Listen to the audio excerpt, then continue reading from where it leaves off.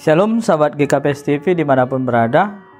Sebelum kita mendengarkan firman Tuhan pada saat ini, mari kita persiapkan hati dan pikiran kita bersatu dalam doa. Mari kita berdoa.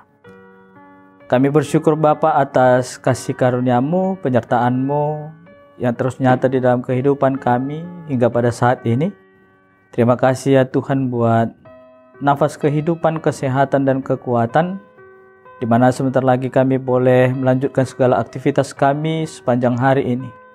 Ya Tuhan, sebelum kami memulai aktivitas kami hari ini, kami ingin diperlengkapi oleh firman-Mu yang menjadi pedoman di dalam kami menjalani kehidupan kami.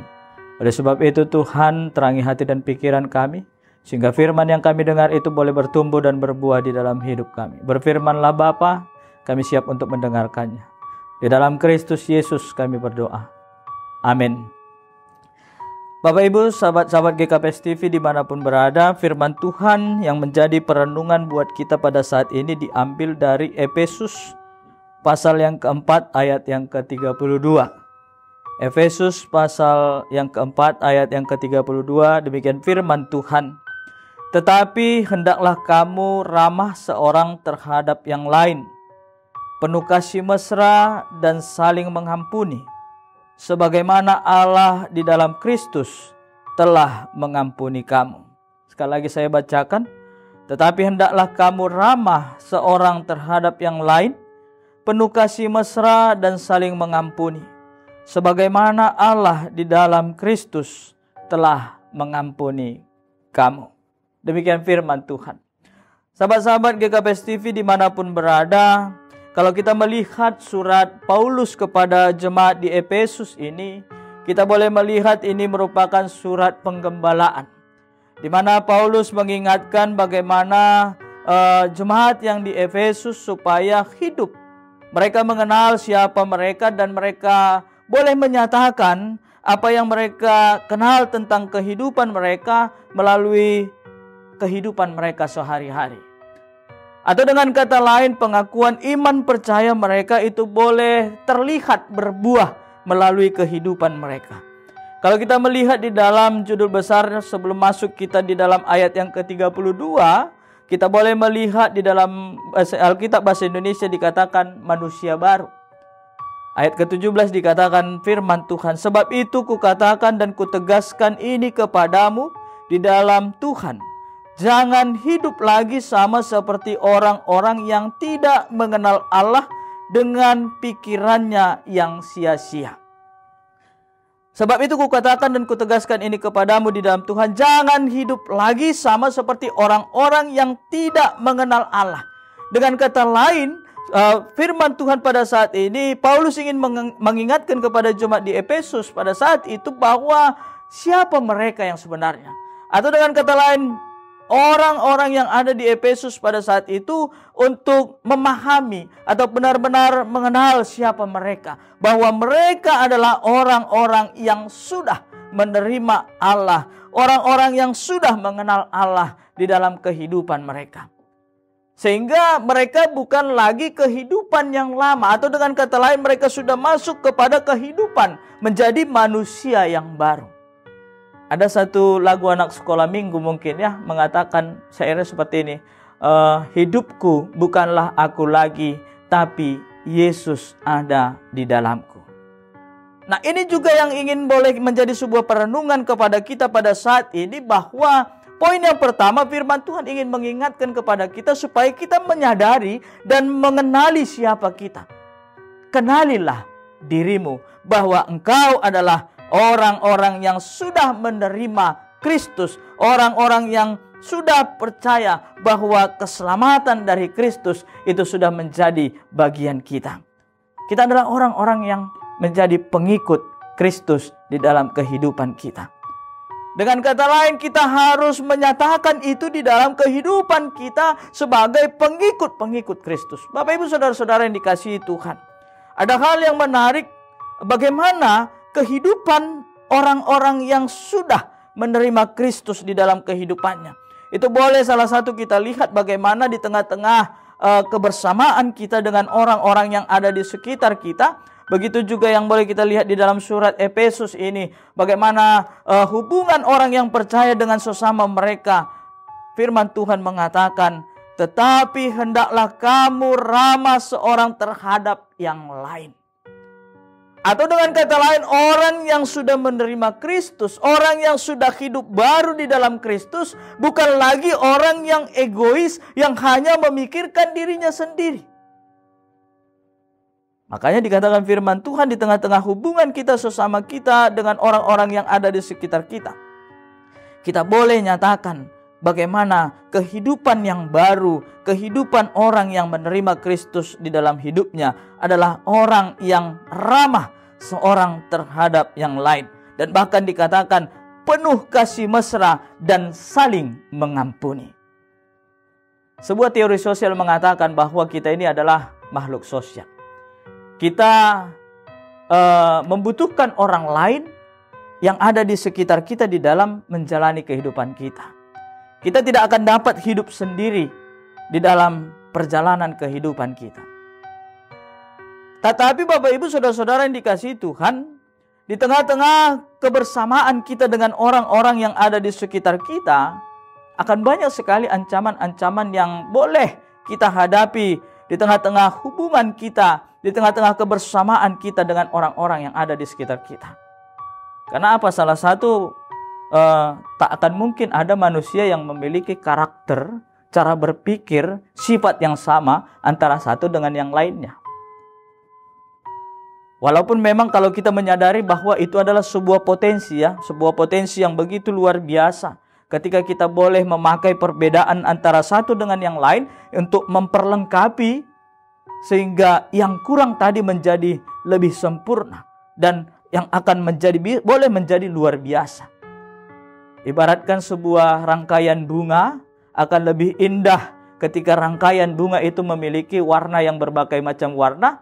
Dan itu akan memperindah antara satu dengan yang lainnya. Atau dengan sebuah paduan suara. Akan menjadi indah ketika antara suara tenor, alto, dan bass itu saling memperlengkapi antara satu dengan yang lainnya. Sehingga memberikan sebuah keindahan yang begitu luar biasa.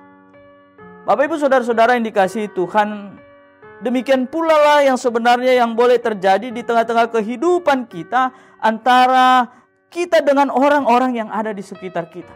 Kita pasti memiliki potensi yang tidak dimiliki orang lain, dan orang lain pasti memiliki potensi yang tidak kita miliki.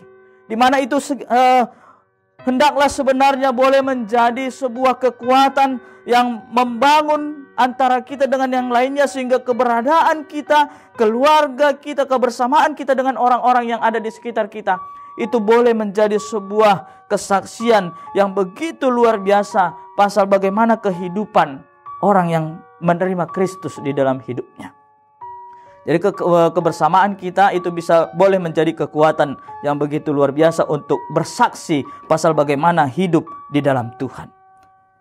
Tetapi itu juga boleh menjadi sebuah ancaman Bapak Ibu Saudara-saudara yang dikasihi Tuhan. Makanya dikatakan firman Tuhan kepada kita pada saat ini, di tengah-tengah persoalan yang boleh terjadi, maka dikatakan hendaklah kamu ramah seorang terhadap yang lain, penuh kasih mesra dan saling. Ada kata saling di sini. Saling mengampuni, bukan hanya menuntut supaya orang lain mampu mengampuni, tapi kita juga boleh menuntut diri kita untuk mampu mengampuni, untuk mampu menerima apa yang menjadi kekurangan orang lain di dalam kehidupan kita. Sehingga kebersamaan kita itu boleh menjadi indah, boleh menjadi luar biasa. Nah, itu yang dikatakan firman Tuhan. Maka dikatakan sebagaimana Allah di dalam Kristus telah mengampuni kamu. Dengan kata lain, tak ada batasan yang boleh kita jadikan sebuah batasan untuk sampai sejauh mana kita mengampuni orang yang bersalah kepada kita. Sejauh mana kita mampu menerima, mengampuni kekurangan orang lain yang boleh terjadi di dalam kehidupan kita. Dikatakan firman Tuhan, sebagaimana Allah di dalam Kristus telah mengampuni kamu. Hendaknya itu jugalah yang boleh kita nyatakan. Karena apa? Hidup kita sudah baru. Kita menjadi manusia baru yang hidup di dalam Tuhan, yang sudah menerima anugerah daripada Tuhan. Dan itu boleh kita nyatakan di dalam kehidupan kita. Kita juga boleh menjadi pelaku-pelaku kasih di tengah-tengah kehidupan kita. Dan keberadaan kita itu boleh menjadi kemuliaan bagi nama Tuhan. Karena kita tidak boleh memaksakan supaya apa yang seperti kita pikirkan itu terjadi dan dilakukan oleh orang lain. Tetapi kita boleh mengatakan kepada diri kita, kita boleh menerima apa situasi yang terjadi, yang boleh terjadi dilakukan oleh orang lain di dalam kehidupan kita.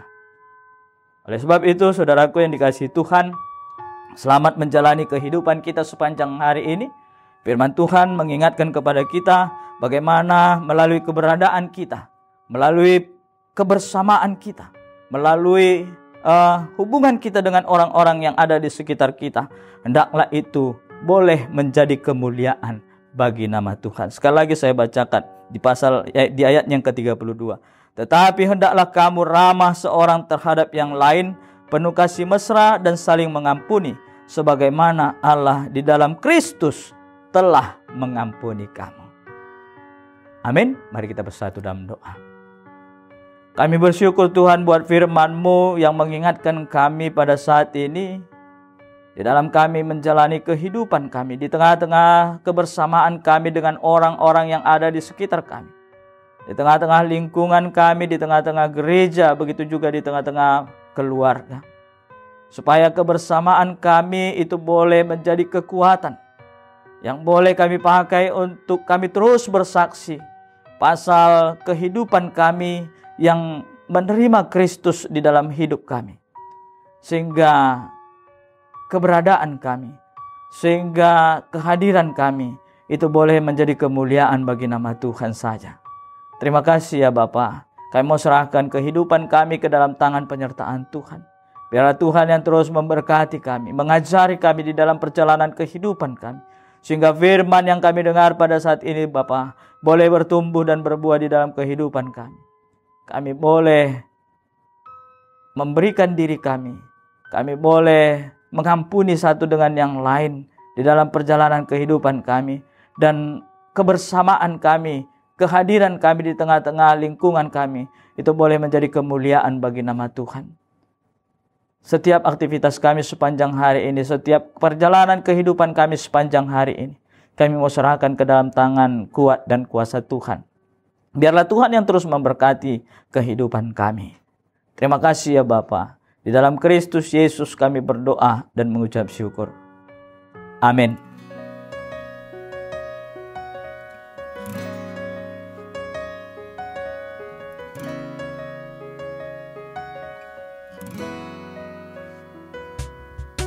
Sungguh besar setiamu, nyata di sepanjang hidupku.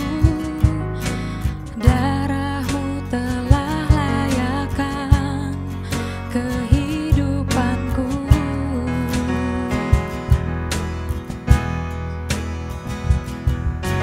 Tiada kata yang bisa lukiskan indahnya Kau Tuhan. Bagimu segala pujian dan kemuliaan.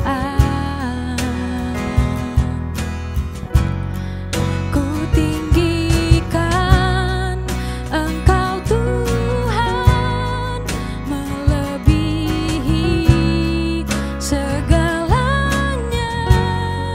Lebih dalam ku menyembah, dalam roh dan kebenaran. Ku tinggikan Engkau Tuhan, melebihi segalanya. Lebih dalam ku menyembah, dalam roh dan kebenaran selamanya.